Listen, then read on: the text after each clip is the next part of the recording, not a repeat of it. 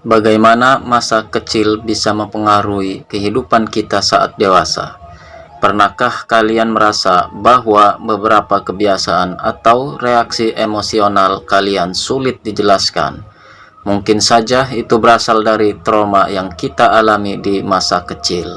Mari kita mulai.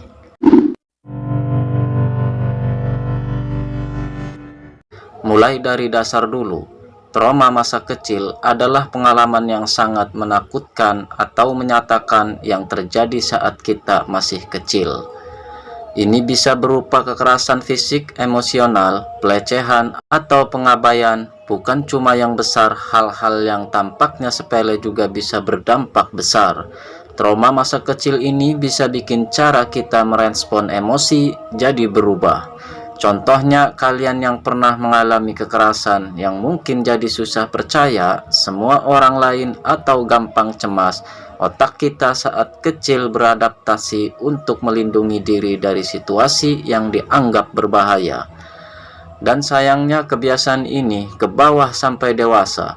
Bukan cuma emosional, trauma masa kecil juga bisa mempengaruhi fisik kita. Stres kronis akibat trauma bisa mengganggu perkembangan otak dan sistem saraf. Ini bisa kita kesulitan mengelola stres dan emosi sebagai orang dewasa. Bahkan bisa mempengaruhi kesehatan fisik kita seperti penyakit jantung dan gangguan pencernaan.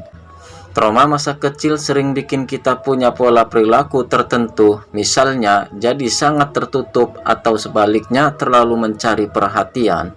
Pola ini adalah cara kita bertahan hidup saat kecil dan bisa sulit diubah karena sudah mendarah daging.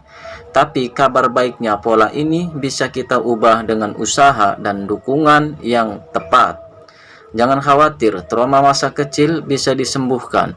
Ada berbagai terapi yang bisa membantu, seperti kognitif behavioral terapi atau terapi perilaku kognitif dan atau pemrosesan ulang dan desensitasi gerakan mata.